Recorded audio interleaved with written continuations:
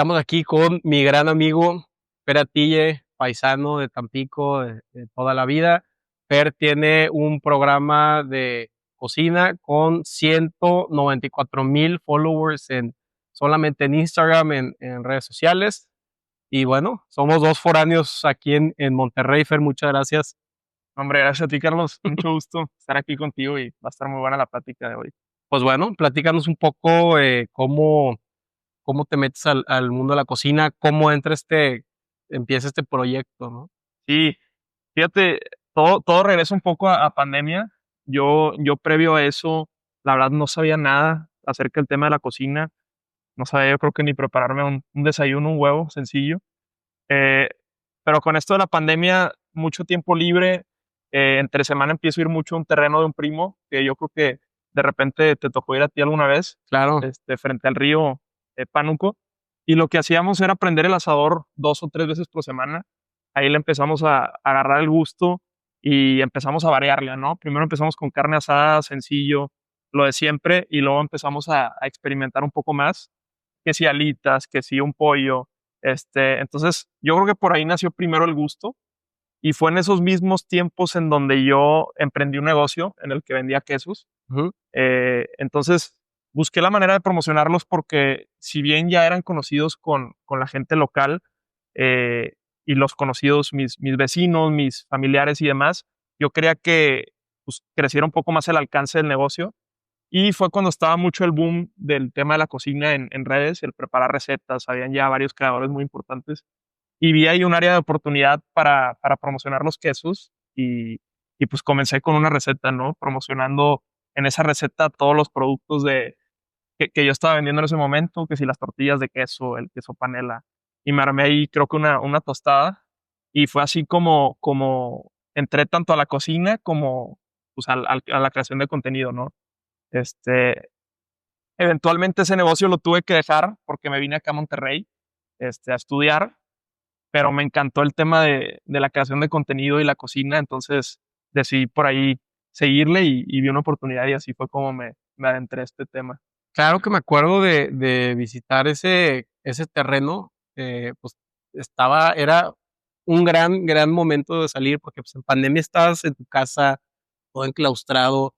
Entonces, de estar en tu casa a ver el aire fresco, ver el río, ver verde, todo, era algo sumamente reconfortante. O sea, y más que nada, de estar en la ciudad a un terreno, cruzando Tampico, Veracruz, en Pánuco, pues sí era algo distinto y súper refrescaba. Y aparte era un proceso, el tema de el carbón, ir al súper por la carne, luego hasta comprábamos puros, no sé si te acuerdas, Sí, y nos echamos ahí unos puros. Pues sí, era como la vida del campo, 4 horas y ya te regresabas a la comodidad de tu casa, pero no sabía que ahí fue donde nació el gusto, ¿no? sí, era como un escape porque, pues por lo mismo del tema de la pandemia no podías ver mucha gente, entonces lo que hacíamos era mantener nuestro círculo cercano y nos veíamos siempre los mismos y pues al aire libre no había ningún problema. Pero sí, fue ahí donde nació mi curiosidad por la cocina y pues de ahí en adelante lo continué con el proyecto, ¿no? Y fíjate que he visto en el tema de creadores de contenido de cocina que los creadores van mucho, depende de la región. Ujú. O estás en un área más agrícola, más céntrica, donde hay mucho rancho. Ese es un como estilo de operación de estos creadores de contenido. O vives en la costa. O Ujú. sea, yo creo que la mayor cantidad de contenido de cocina sale de estos dos rubros. O vives, no sé, en alguna ciudad donde hay mucho rancho alrededor y es la cocina del rancho, cocinando con no sé qué, y te enseñan cómo la olla cocinan los frijoles recién hechos. O del otro lado, si vives en Mérida y estás en Progreso, sales a arponear y te haces un ceviche. Creo que Sí. son dos mundos bien fuertes, ¿no? La carne asada y el pescado. Sí, definitivamente está muy marcado. Y muchos de los parrilleros suelen ser del norte. Hermosillo, ya sabes, el típico, hay debate de cuál es mejor, la carne de Monterrey, pues, Nuevo León o pues allá en Sonora, ¿no? Tienen Ujú. mucho ese debate. pero sí, definitivamente hay muchísimos creadores en el tema de la parrilla. Y pues por otro lado, nosotros que somos de Tampico, el tema del marisco fresco es una súper ventaja, una chulada. Eh, Creo que poco a poco eso fue también marcando un poco mi estilo de cocina. Hace poco preparé una discada de mariscos, por ejemplo, y lo padre es que puedes ir ahí a la puntilla y tienen de todo, básicamente, y súper accesible. Y otra cosa que siento que se caracteriza mucho en Tampico, y probablemente tú también ya lo has notado, es que los restaurantes que más se destacan, a pesar de ser, no sé, un restaurante italiano, un restaurante de sushi, tienen ahí un toque casero como único. Yo me acuerdo mucho de un restaurante de chico que se llamaba Veneto, un Ujú, italiano. ujú. Tenía, o sea, a pesar de ser italiano, tenía como que ese toque casero. Y también no nos da mucho miedo en Tampico como que experimentar con mezclas, con cosas nuevas. Por ejemplo, la famosísima torta de la barda, ¿no? Es una explosión de sabores porque tiene un poco de todo. Entonces creo que eso poco a poco, eh, el hecho de, todo esto influye mucho en cómo se va desarrollando tu estilo de cocina y pues yo creo que sí, definitivamente muchos creadores son ya sea de la costa o del norte, ¿no? De acá de Nuevo León. También en Tampico tenemos muy buenos insumos, muy buenos alimentos. El otro día fui con mi papá igual a la Puntilla, que es con el mercado de mariscos de ahí, y nos compramos 3 lonjas de robalo, así 3 bien fileteados y los hicimos pues con aceite de oliva, al ajillo, todo bien preparado en el horno, papel así con aluminio, y estás comiendo eso y dices, no, no puede ser, o sea, cortabas el robalo y era como mantequilla, o sea, Sí, se deshacía en la boca y creo que estamos, no sé si mal acostumbrados, pero lo tomamos muy por hecho y luego llegas a otra ciudad donde no hayan tantos insumos y dices tú, pues ya vas, eh, pues agradeciendo donde naciste, ¿no? Por toda la cantidad de comida que se junta en la región donde nacimos, ¿no? claro. Claro, otra ventaja es el tema de la ganadería, sobre todo pues, en Tamaulipas, que es muy fuerte. Pues también estamos acostumbrados a muy buena carne, a pesar de que aquí en Monterrey, pues es algo que se destaca. Creo que en Tampico, no sé cómo tú lo veas, pero también hay muy buena carne, Sí, mucho, sí. mucho ganadero. Entonces, pues sí, ¿no? Cuando hablas de Tampico y de su gastronomía, ¿cómo lo clasificarías? Pues definitivamente es regresando un poco a lo mismo, es un lugar en donde nos gusta como que experimentar mucho. El claro ejemplo otra vez de la torta de la barda, la mezcla de sabores.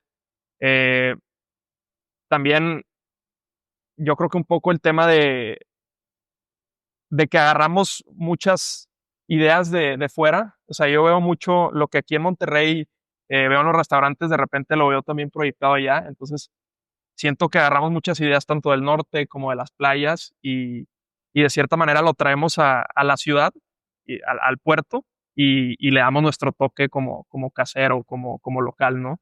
Entonces, he visto eso mucho en Tampico, que agarramos ideas de fuera y las mejoramos ahí localmente. No, sí, yo veo varias como mezclas de cocina en Tampico, que es la influencia huasteca, Ujú, que es enchiladas, todo tipo de quesos, más como tortilla empitianada. Luego, que viene, pues, obviamente, del área de San Luis. Luego, toda la carne, que es de las ganaderías que tenemos. Después, la influencia española, la paella, todo, y la libanesa. ujú, Entonces, se ha vuelto, y más como es puerto, obviamente, llega una influencia de muchas culturas y países. Entonces, estás en Tampico y si quieres un día comer no sé, un buen taco, puedes. Si quieres, no sé, un quipe, también puedes, o quieres un corte, se puede de todo. Entonces, sí, también la posición como geográfica de la ciudad, nos llega de todo, porque somos del norte de México, somos lo más del sur, ¿no? Entonces, ya no sabes si te tienes que poner sombrero o chanclas. no, definitivo. Y pues en tiempos, o sea, en tiempos, por ejemplo, de mis abuelos que emigraron de Líbano, Ujú, como dices, el tema de ser un puerto era muy accesible. Entonces, pues lo mismo que dices, el tema de la comida española en el Deportivo Español, por ejemplo, es muy buena. La comida árabe en el libanés también es buenísima y creo que hay mucho, o sea, mi apellido es justo libanés y creo que hay mucho paisano y preparan mucha comida árabe que la verdad es que cada quien le da su propio toque y es muy interesante probar como que las diferencias, ¿no? Y algo buenísimo. ¿Cómo tu cultura libanesa, pues, cómo influyó en tu cocina del día a día, ya sea cuando vivías en Tampico o como foráneo? Sí, pues desde que me empezó a interesar la cocina, me empecé a involucrar mucho, por ejemplo, en las comidas de Navidad, en las cenas de Año Nuevo, en la preparación de los alimentos. Y en mi casa suele haber siempre comida árabe en esas fechas. Entonces, pues definitivamente le agarré mucho el gusto a la preparación de la comida árabe, aunque aún no soy un experto, se me hizo bastante interesante las especias que se usan, los sabores resaltan bastante. Entonces creo que de cierta manera el estar expuesto a algo así como muy diferente a lo aquí mexicano, me dio la facilidad de ver que hay muchísimas opciones en muchísimas partes del país, ¿no? Digo, perdón, del mundo, ¿no? O sea, mucho tipo de comida diferente y muy interesante y es padrísimo ver cómo cada una tiene su toque, ¿no? Y es comida que se hace, como en convivencia, ¿no? Pero es comida muy lenta, ¿sabes? Sí, Es un slow food, tú hacer la hoja de parra y ponerle el arroz con la carne molida. ¿Hay algún tipo de recetas libanesas que se pueden traducir mejor en el día a día foráneo donde, la vida es más rápida? yo te diría que a lo mejor sí, o sea, el arroz árabe, la famosa gallina rellena, no es tan complicada, más sin embargo, yo creo que la comida árabe en sí, sí se caracteriza por eso de darle su tiempo. Por eso justo lo hacemos en fechas importantes como lo es Navidad y así, porque como dices, la hoja de parra tienes que blanquearla, luego la preparación del arroz, la carne molida, por ejemplo, no sé si has probado el kipe o Claro, kibe. claro. También es una mezcla ahí de trigo con carne que su preparación, pues sí tienes que darle su tiempo. Entonces, por ejemplo, yo ahorita que estoy en Monterrey con una vida un poco más acelerada, no suelo preparar comida árabe Ujú. y prefiero reservarla para esas fechas en las que tengo un poco más de tiempo para disfrutar la preparación, porque creo que es algo que se disfruta mucho, la preparación de la comida árabe. No, y aquí en Monterrey también hay muy buena influencia. Los domingos de bufet en el Palestino Buenísimo. es un manjar, o sea, yo trato de esperarme tipo, o sea, no desayuno y llego directamente ahí y es, no sé, toda la infusión. Es que también si te fijas, Líbano, eh, tiene, en un lugar bien geográfico donde está cerca del Mediterráneo, pero también de toda la península árabe. Entonces, quieras o no, sí es un punto donde se encuentran muchísimas culturas, Sí, y eso también hace que cuando tú veas un buffet árabe o libanés, ves demasiados colores, ¿no? sí. Sí, es muy curioso eso, que justo como dices, por su posición geográfica, hace poco fui a un restaurante israelí Ujú. y muchos de los platillos suelen ser muy similares, le cambian un poquito el nombre o le agregan a lo mejor una especia diferente y sí cambia el sabor, pero es muy chistoso ver cómo igual la gente en Palestina, en Israel, en toda esa zona, preparan comida muy similar a la libanesa, pero con un toque diferente. Y sí, definitivo. Sí, porque Líbano también hay culturas desde los maronitas, que son cristianos, hasta, pues, hay muchísimos grupos que conviven. Beirut es una ciudad que yo he tenido muchas ganas de ir y han sacado como encuestas de las 3 ciudades más así, guau, del mundo o más interesantes culturalmente, y Beirut siempre está como en el top 3 y yo creo que los mejores programas de Anthony Bourdain que he visto, Beirut, siempre regresa, Ya, y más que nada por la infusión de comida, mediterráneo, pero más focalizada, ¿no? O sea, no sí. sé cómo explicarlo, o sea, tiene ya tiene un branding suyo, donde otros países todavía no saben cuál es su comida nacional, y el Líbano tú ya sabes cuáles son, y es algo que he experimentado en Tampico, y claro que desde muy chico, ¿no? Sí, no, definitivo. Me dio mucha risa que comentaste ahorita Anthony Bourdain. Yo antes no lo seguía, hasta hace poco en un viaje un primo me platicó un poco de él. Supe que falleció, pero su programa está bastante interesante.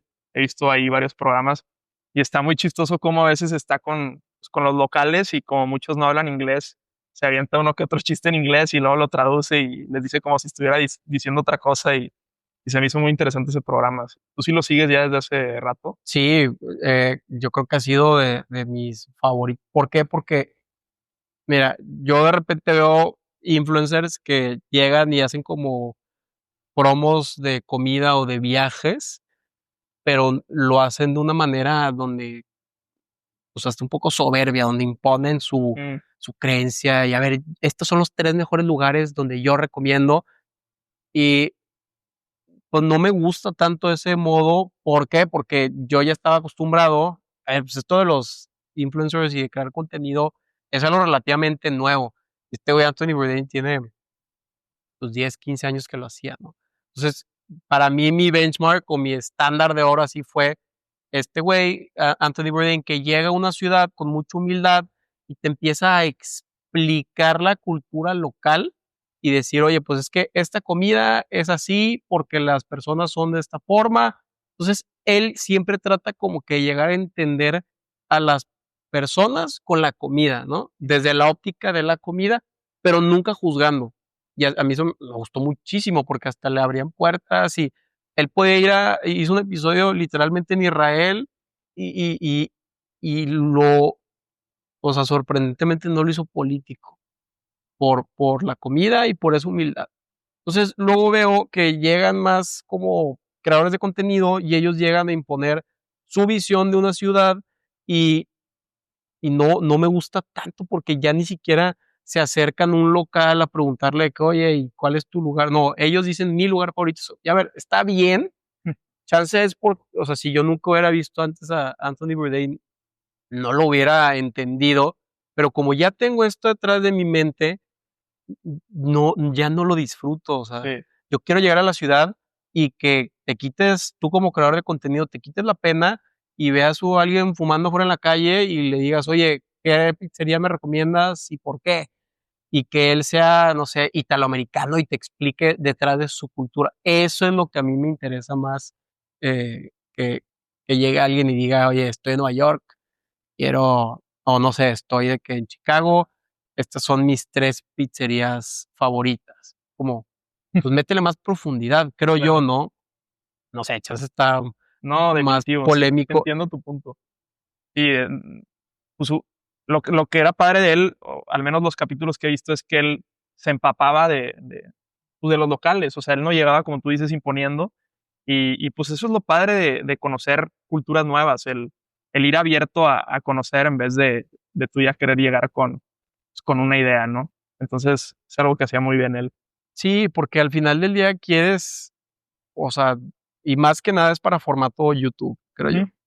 O sea, no sé si te pasa que ya hay hasta memes eh, de que cuando no comes con YouTube prendido, o sea, Sí, sí, sí. o sea, yo soy muy, muy fan de comer o de hacer cosas con videos así y me gusta que todo sea, como muy directo, muy crudo, sin filtro, que alguien llegue y le pregunte a alguien local y que te conteste y que se vuelva una dinámica porque tú sabes que el que está grabando, se quitó la pena de preguntarle a alguien y entonces tú ya sientes que estás como hasta observando un viaje, ¿no? Sí. Yo creo que hasta por eso, no sé si has visto los nuevos videos de que estás grabando con tus lentes Ray-Ban, Ajá. entonces parece como si yo estuviera viviendo su aventura, ¿no? Sí, que al final eso es lo que quiere la gente, la audiencia lo que quiere es vivirlo contigo, porque tú a través de los videos, eh, a lo mejor les estás brindando una experiencia que no tienen posibilidad de tenerla, ¿no? Entonces, eso es lo padre de la creación de contenido que a través de los videos, por ejemplo, de travel o de cocina, a lo mejor alguien en su posición actual o en ese momento no puede hacer un viaje y de esa manera estás como que abriéndoles esa visión, ¿no? Está padrísimo eso. Sí, total, o sea, tú vives a través de ellos y se vuelve un tema aspiracional. Oye, llegas del trabajo bien cansado o, quieres conocer esta ciudad. Entonces, pues sí se democratiza todo, o sea, Sí. desde algo tan así, pues yo me acuerdo que más joven, eh, tipo un viernes no quería salir, así, pues estaba cansado, pero ponía Acapulco Shore y realmente sí sentía que salí. Hasta me Sí. daba de que la cruda moral, eh, y es vivirlo o, no sé, los tours de algún viaje y te explica todo el proceso y lo hacen desde una GoPro. Ujú.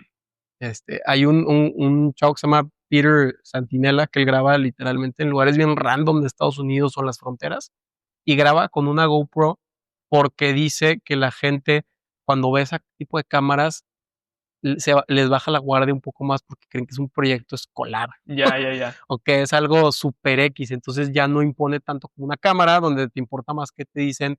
Entonces ven una GoPro y se relajan mucho y se les olvida hasta que esté esa camarita Sí. y hace que los videos sean sumamente genuinos.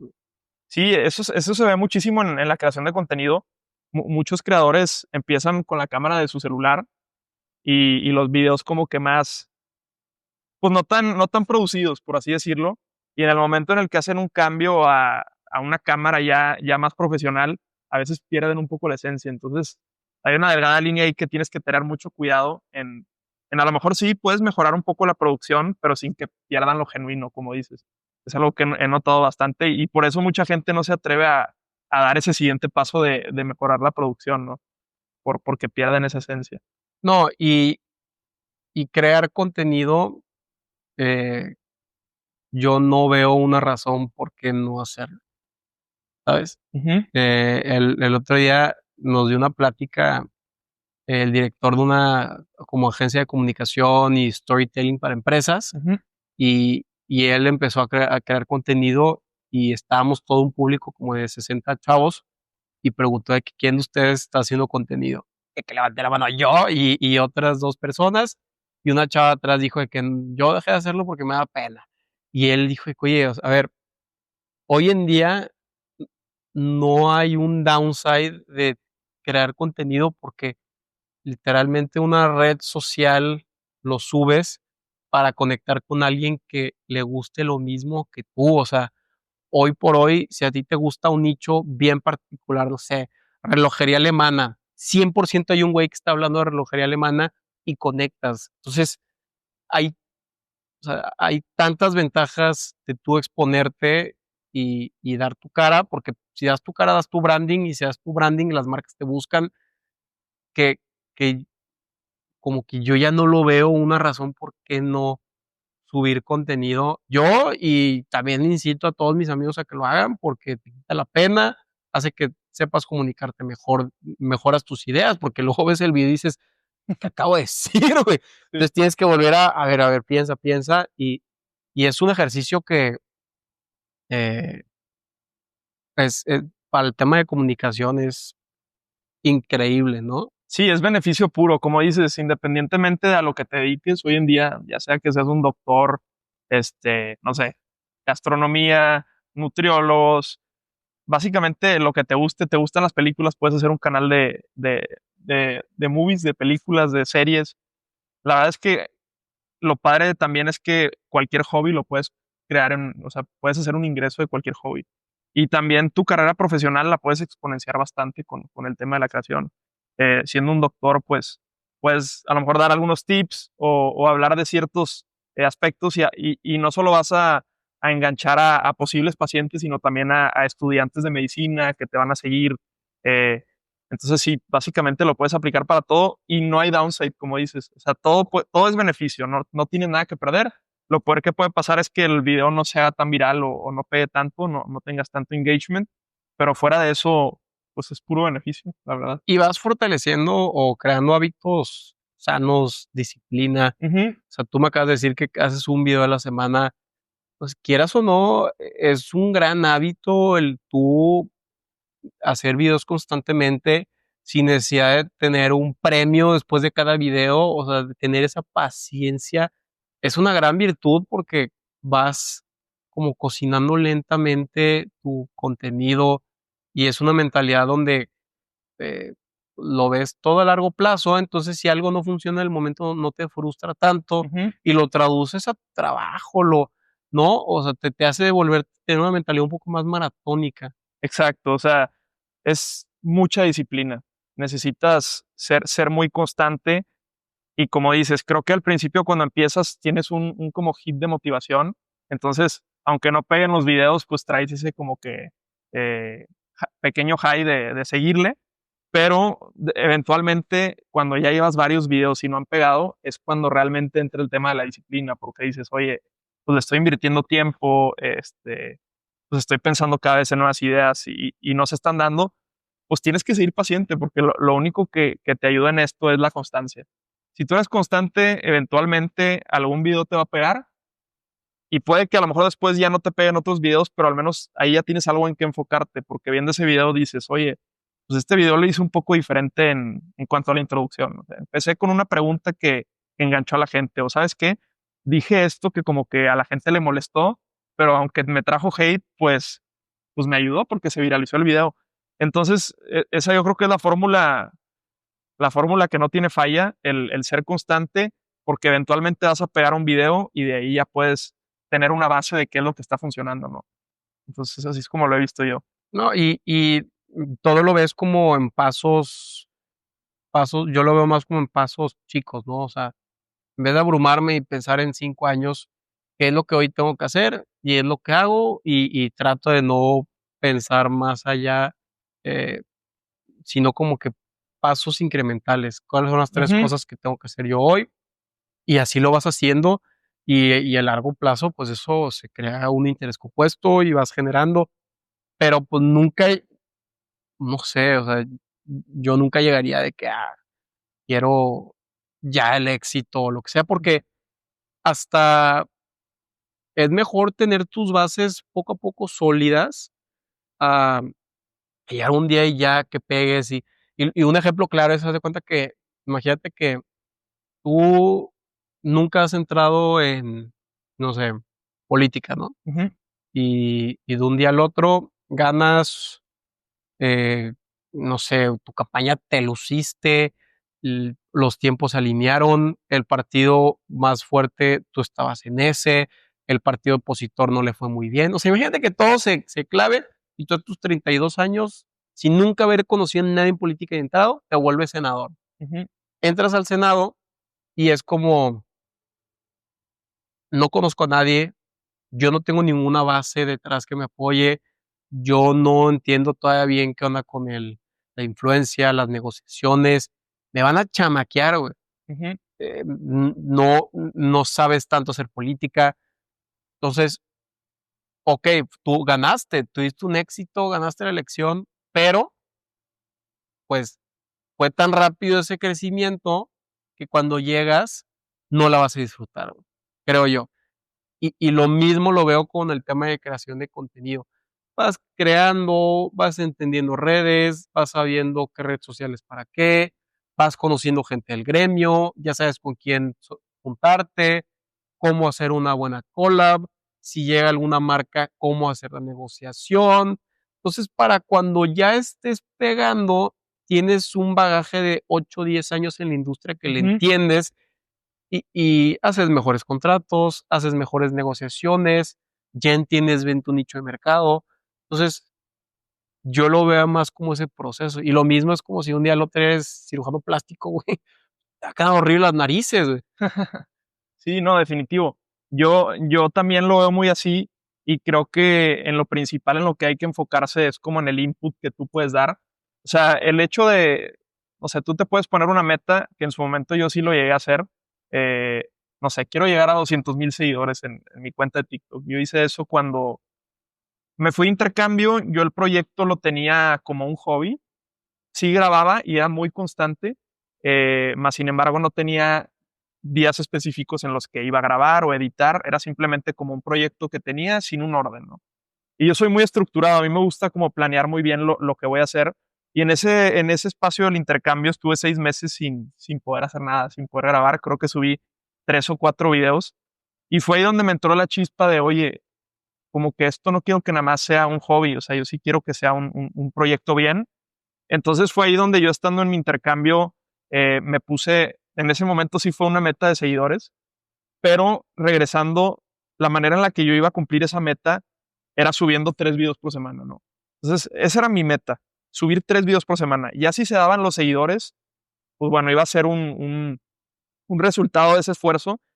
Y al final me di cuenta que eso fue lo que me ayudó, porque sí terminé logrando la meta, el, el input, que es lo que yo puedo hacer. El estar subiendo los 3 videos y no fallar fue lo que me ayudó a crecer y no tanto el estar checando de que, ay, este video pegó o este video no pegó, sino el no fallar. O sea, por eso regreso mucho al tema de la constancia.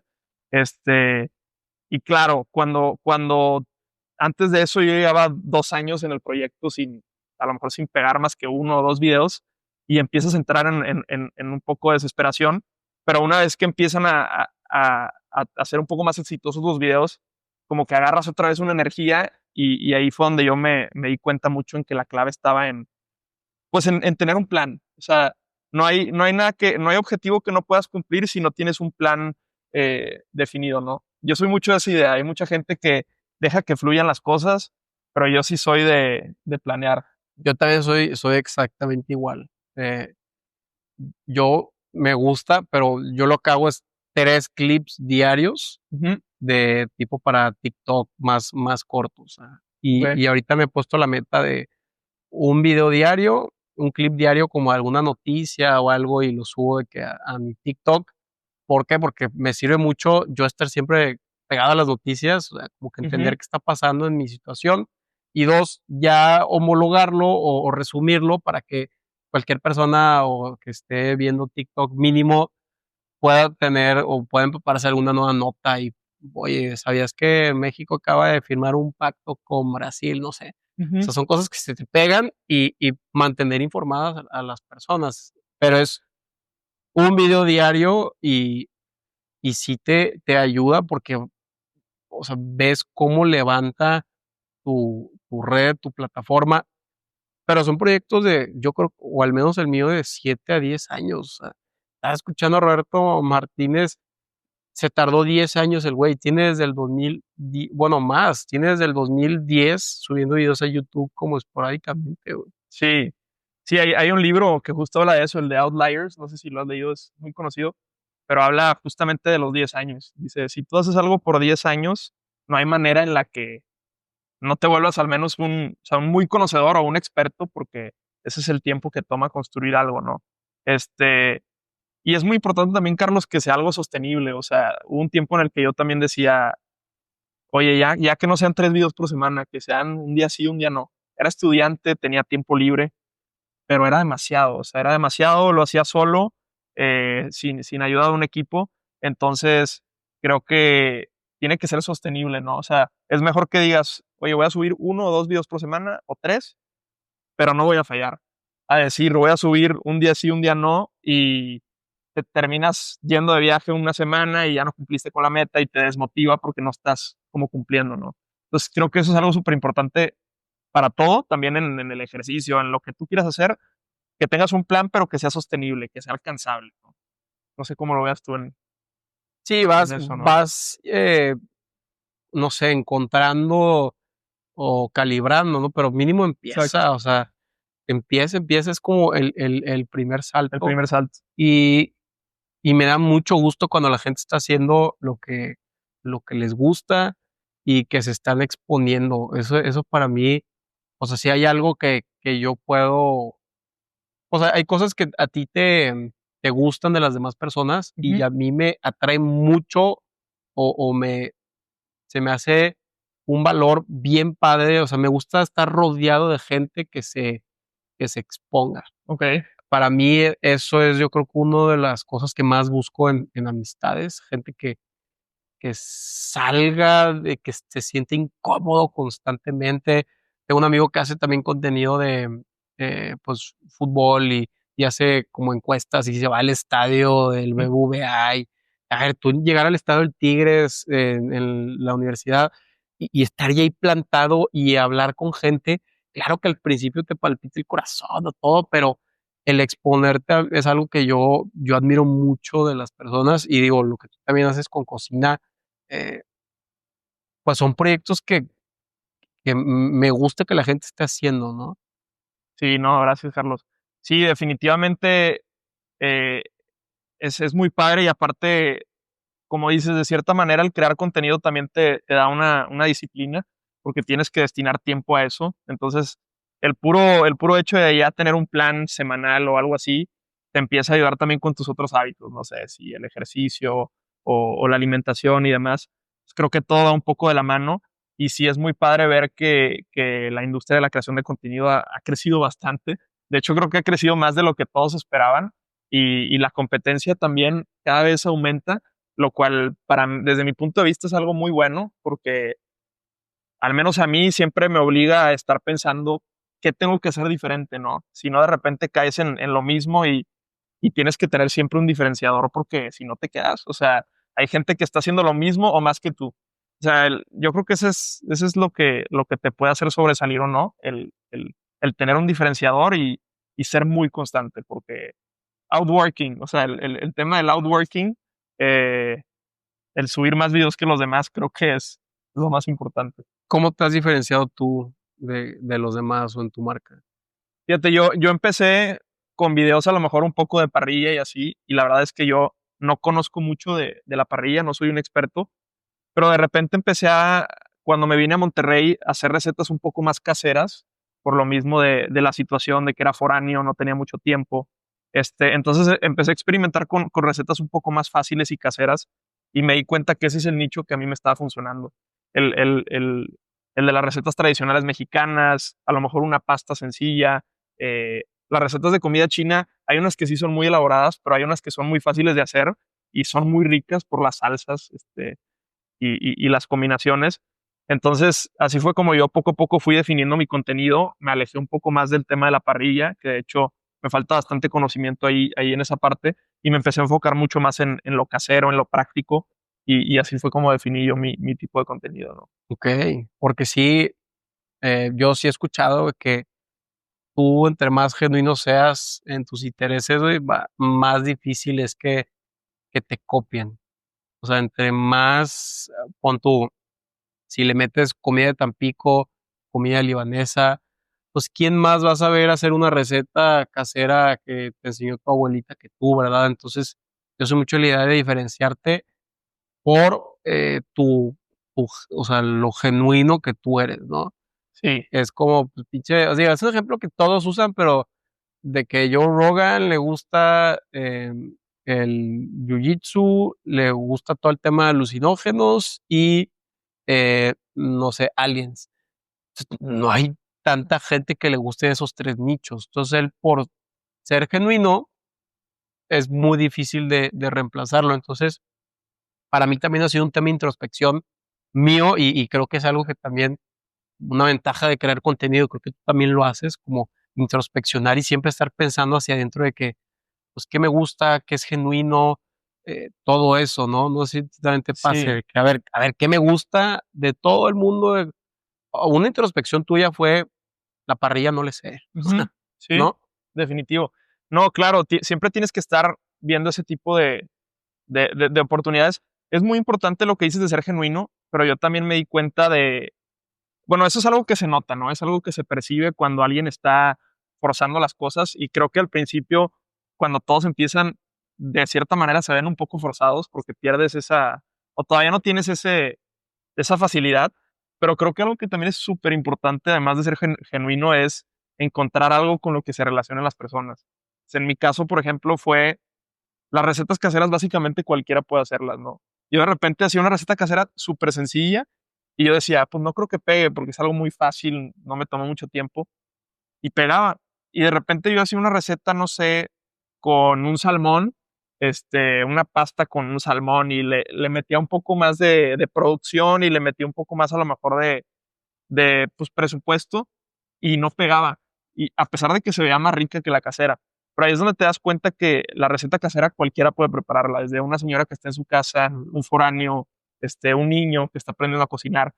Y a diferencia de la receta, por ejemplo, del salmón, que es algo como más específico, un poco más caro, Entonces, eso he notado que es algo en lo que hay que fijarse mucho, algo que les sirva a que las personas estén dispuestas a darle like porque después la van a querer preparar o van a querer ver tu contenido, ¿no? Sí vi que Entonces, hiciste era un arroz ujú, blanco ujú, y tenía muchísimas más visualizaciones que otro video, y literal creo que el nombre era arroz blanco, sencillo, sí, sí, sí, cómo y hacer arroz blanco, así.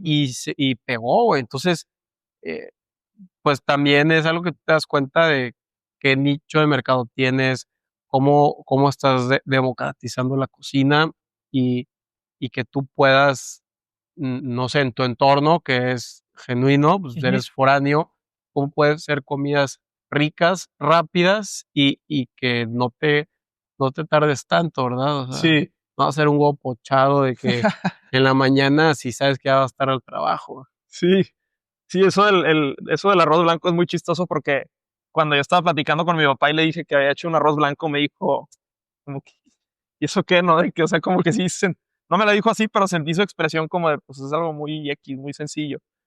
Y yo lo vi más por el lado de que, pues, yo cuando fui foráneo, una de las primeras cosas que no sabes hacer y que quieres aprender y debes aprender a hacer porque es algo que comes básicamente todos los días, es el arroz, ¿no? Que si se te pasó un poquito, se te quemó, no sabes cuánta agua echarle, cosas muy sencillas, pero que muchos foráneos no saben, ¿no? Es uno de los básicos de la cocina.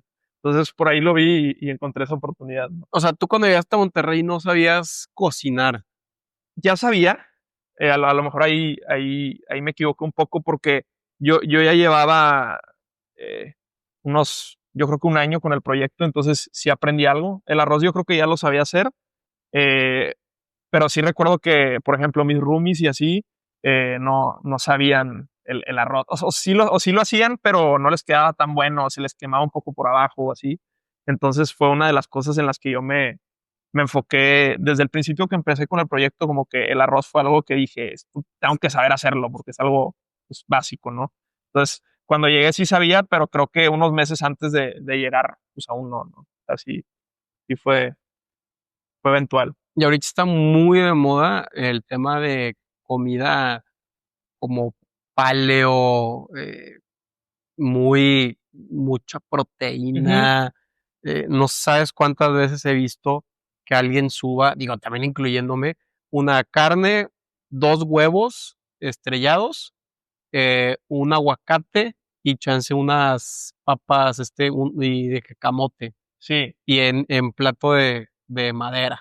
sí, la famosa, no sé, carnivore diet, Sí, todo eso está muy de moda, el como que quitar un poco los carbohidratos o disminuirlos bastante. ¿tú cómo ves eso? He escuchado muchas opiniones distintas, ya a veces no sabes qué creer. Yo lo que hago es, o sea, cuando me meto un poco más al tema del ejercicio, no quito los carbohidratos, pero sí los reemplazo por mejores, no sé, o sea, en vez de arroz blanco, pues le cambio por arroz integral, que dicen que es muy similar, pero a lo mejor tiene un poquito más de beneficios. En vez de comer tortillas de harina, como tortillas de maíz, pan integral, como que ese tipo de cambios, y sí busco que mis carbohidratos sean más por parte de las verduras, no sé, o sea, con pepino, con cualquier verdura te aporta mucho carbohidrato, a diferencia de mucho pan y así. Que yo en lo personal sí he sentido que el pan te cansa. Eh, Leí un libro, de hecho, muy interesante, no lo terminé, pero Cerebro de pan. no, ¿cómo se llama esta chava? Glucose Goddess. Ujú. Habla mucho de cómo si tú empiezas con verduras, tus comidas, pues el pico de insulina es mucho menor, así empiezas directo con el pan o los carbohidratos, y te da varios tips, no sé, como caminar después de comer, caminar 10 minutos, porque dice que todos esos picos de insulina son lo que te causan malestar, dolores de Mm. cabeza, el sentimiento de estar como foggy, así con la mente como en blanco, y se me hizo muy interesante. Pero creo que cada quien tiene sus opiniones y creo que también cada cuerpo es diferente y tienes que adaptarte a cómo tú te sientas bien, ¿no? Sí, yo soy adicto al pan, me fascina.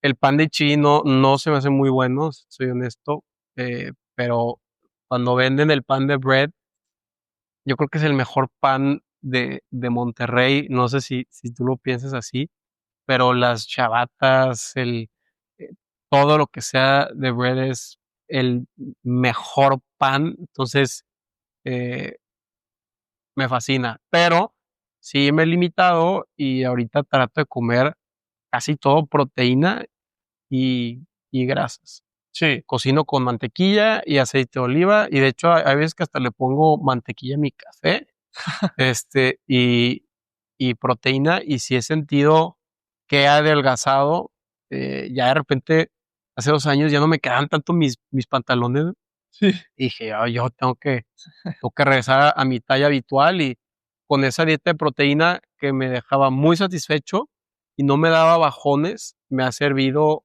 demasiado, y sí me he limitado al pan. ya. Sí, no.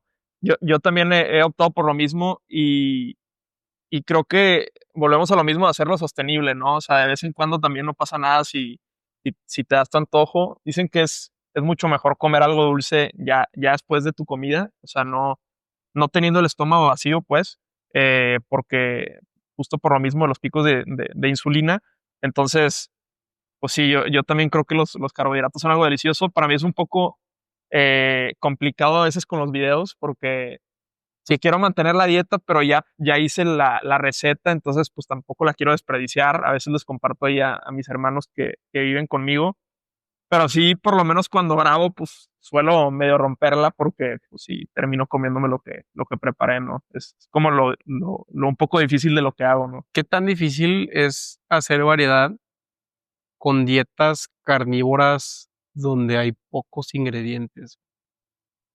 Dame un ejemplo, o sea, con un corte de carne o así. Sí, o sea, un corte de carne, ¿qué tan difícil o no sé si te has querido adentrar también a ese tipo de recetas como más wellness, más de gente que, o sea, como más focalizada, de que proteína, todo ese tipo de dietas paleo, o si lo has visto un reto un mayor porque no hay tanta variedad, güey, o sea, ¿cuántas veces puedes ser un filete, güey? Sí, fíjate que sí lo he pensado, pero no me he enfocado mucho en eso, por lo mismo de que también siento que muchos creadores ya están en ese lado. Sí, no es tu Sobre marca. todo, he visto muchos nutriólogos que buscan ese tipo de recetas, pero creo que sí hay bastante variedad, porque tú puedes preparar cualquier proteína y variarle muchísimo con lo que son salsas, aderezos, este, no sé, un filete de pescado lo puedes preparar de mil maneras, ya sea empapelado, al ajillo, entonces creo que esa es la ventaja, que a pesar de que la proteína sigue siendo la misma, puedes jugar bastante con los acompañamientos o con incluso las salsas o lo que le agregas al platillo como tal. Ya. Sí, Y aparte, pues ya estás en un, o sea, ya estás profesionalizando tu práctica, ¿no? ¿Cómo es sí, este nuevo curso de cocina que estás tomando? Que se ve riguroso, güey. sí, la verdad es que estoy muy, muy contento. Me la pensé mucho para entrar, como que evalué bastantes opciones. No sabía también si entrar a uno más enfocado en pan, porque también me llama mucho la atención el tema del pan, de cómo hacer pan. Pero encontré este diplomado en cocina internacional. Me recomendaron muchísimo la escuela y la verdad es que he estado muy contento.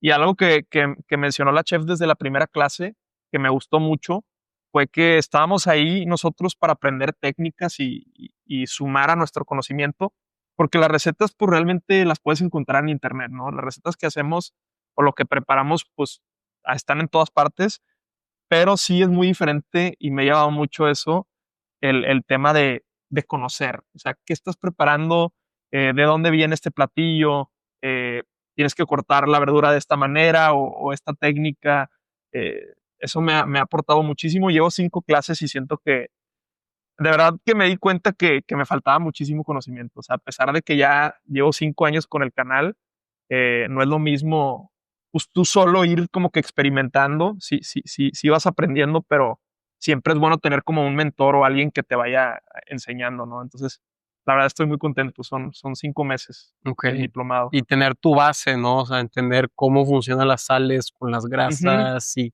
cómo hacer un pues todo eso, ¿no? O sea, ¿cuál para ti, cuál es la base o cuál es la fundación de la cocina internacional?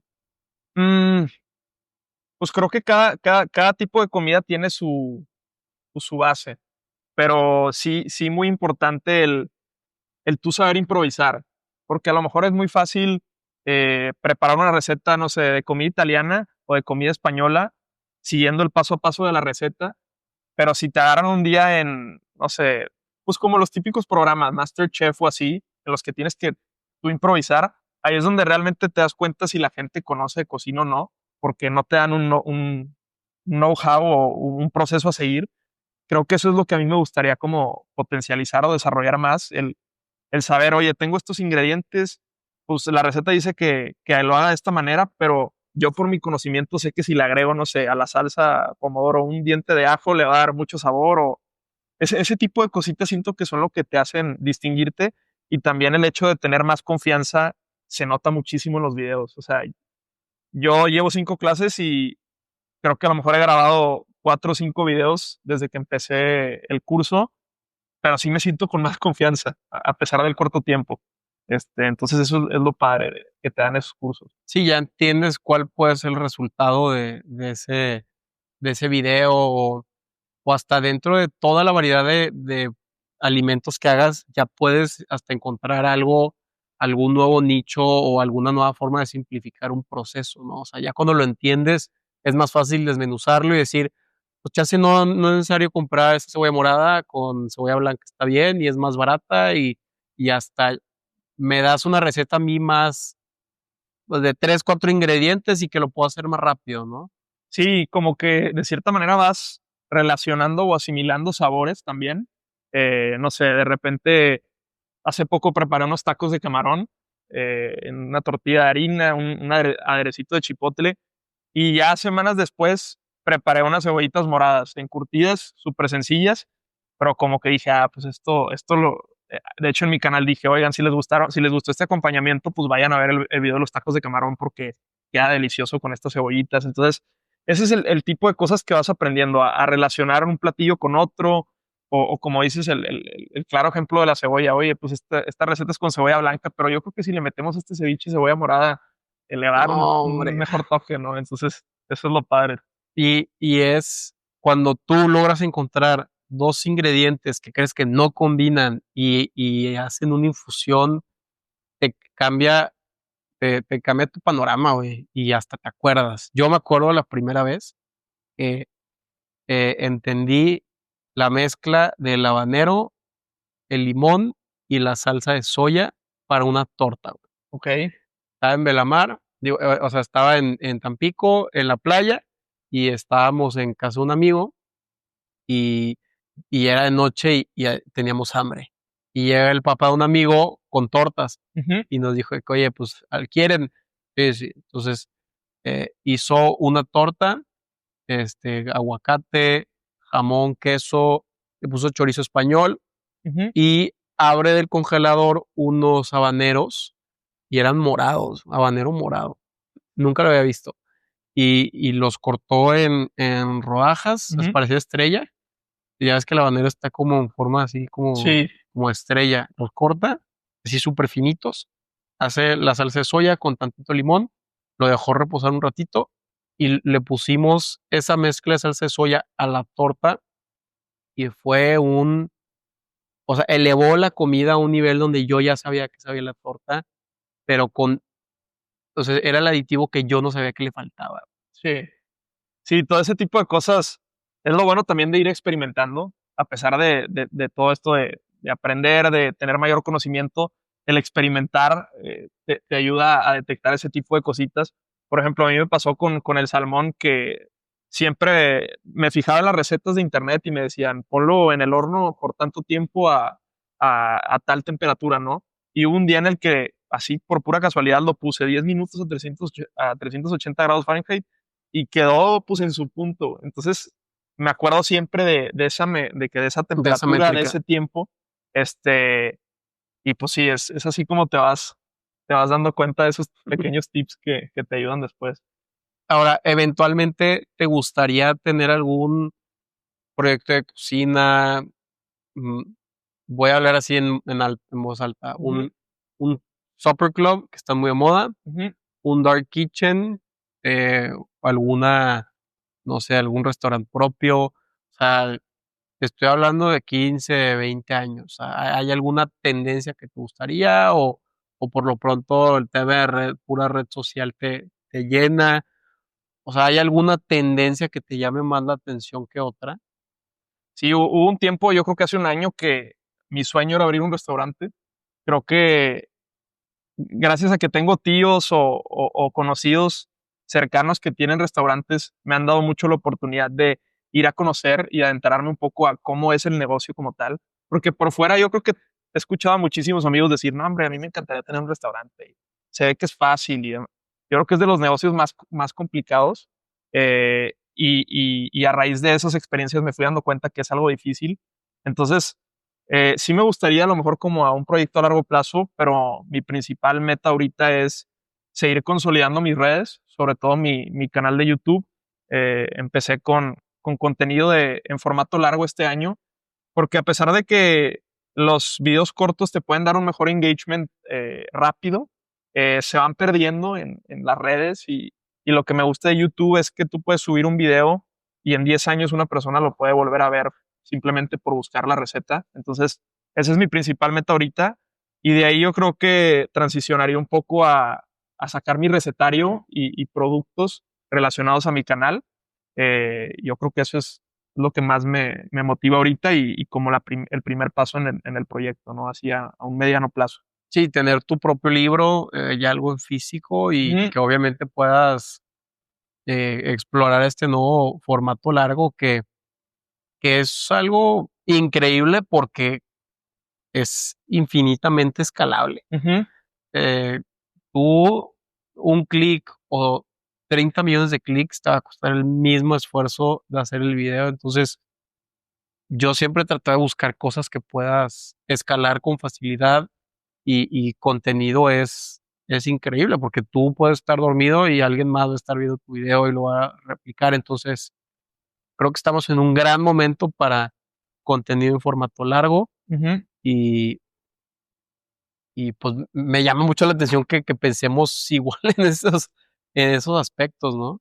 Sí, creo que lo padre también de YouTube es que ahorita ya te da esa ventaja en el que también puedes subir los shorts, que son como los TikToks o los Reels. Y entonces me he dado mucho cuenta que al mezclar el contenido, tanto subir contenido en formato largo y corto, de cierta manera YouTube como que te promueve más porque ve que estás como que calando los dos formatos y esa como sinergia de los dos contenidos es muy buena porque antes YouTube no tenía shorts, entonces No, creo que sin ese posible forma de atraparte. ajá, exacto. Era un poco más difícil que con un video largo pudieras despegar. Aquí a lo mejor con un video corto la gente lo ve, ya se va a tu canal y ya se engancha con otros videos y de ahí pues para arriba, ¿verdad? Entonces es una súper ventaja eso, el tema de los shorts. Sí, no, creo que, y parte de lo que me gusta mucho, pues, platicar contigo o con invitados no es lo mismo ver un video de YouTube que ya entender como la mentalidad detrás, y creo que, ventajas que tú has tenido es que, pues, tienes la libertad, que eres muy flexible, o sea, si puedes pivotear fácilmente de un contenido a otro, sabes lo que estás haciendo, te quieres profesionalizar y ya tienes el tema de disciplina. Entonces, eso ha sido un gran trasfondo y te ha dado los resultados que te ha dado, aparte de que has aprovechado muchísimo, pues, las virtudes, bueno, el tema de que eres foráneo, entonces mucha gente como no o sea, yo me cocino, muchos foráneos se cocinan, si no es que la mayoría, y queremos recetas ricas y sencillas, ¿no? Ujú, Entonces es uno, y otro, que tú ya de por nacimiento tengas un gran, eh, pues, una gran visión de diferentes tipos de comida que, pues, aplican todo tipo de influencias. Entonces, es creo que estás en el lugar indicado y va a ser, pues, quiero ver cómo se desarrollan estos siguientes años, ¿no? sí, no, muchas gracias, Carlos. Sí, es un proyecto a largo plazo. De igual, lo mismo para ti, te felicito mucho con el proyecto que has desarrollado. La verdad es que he visto, lo platicábamos antes de que empezáramos el podcast. Has tenido muy buena calidad de invitados, muy buenas personalidades. Creo que los temas han sido bastante interesantes y de cierta manera, aunque empezaste con política, lo que dices de ser flexible, has sabido eh, también tocar otros temas que a lo mejor son de interés también para otro tipo de personas, porque a lo mejor hay mucha gente muy fan de la política, pero hay gente que realmente no le interesan esos temas y creo que has sabido adaptarlo y va a ser un rol importante que sigas haciendo ese tipo de contenidos más flexibles y, y pues sí, hay que seguirle echando ganas. Va a ser, es un proyecto a largo plazo, pero vale la pena. No, sí, y pues, a ver, no cualquiera tiene 194,000 followers en Instagram, ya vas por los 10,000 followers en YouTube, suscriptores, que un suscriptor es un súper trabajo, o sea, decir 9,000 suscriptores, yo creo que es igual a decir tener 200,000 followers en TikTok, o sea, sí es mucho trabajo, y bueno, ya sabes que el espacio está aquí y pues que las personas, también sirve que la gente que se quiere inspirar o quiere dar el paso, pero o que hay algo que lo detiene, pues ya puede escuchar tu testimonio y pues, quién sabe, en un futuro alguien que te escuchó ahorita, en 3 años te va a decir: "Oye, vamos a hacer una cocina", y diga: "Pues me inspiró mucho tu canal". Entonces, entre más creadores de contenido y mejor comunidad, todos se van apoyando, no es un juego suma cero, al Exacto. contrario, o sea, si a ti te va bien, y a mí también me va bien y viceversa. Entonces, pues es seguir apoyando a la comunidad, y pues motivando a la gente a pues crear estos hábitos.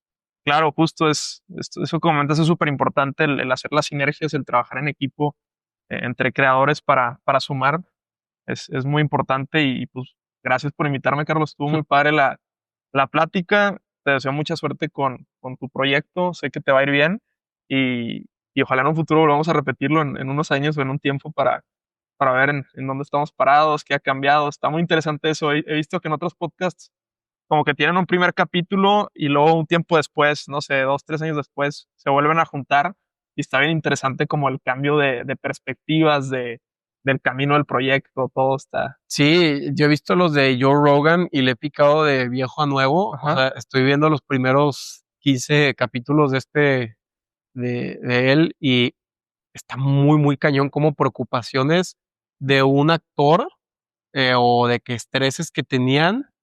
Eh, por ejemplo, es que, no sé, te decían que en la comedia no están dando bien el punchline, o otros que, pues, apenas estaban explorando cómo era el mundo del podcast y no entendían bien y lo que sea, cómo eso se fue evolucionando a hoy. Entonces, bien interesante porque ves como a futuro, ¿no? O Ujú. sea, y esa comparativa está, pues sí, esperemos que en un futuro próximo se haga.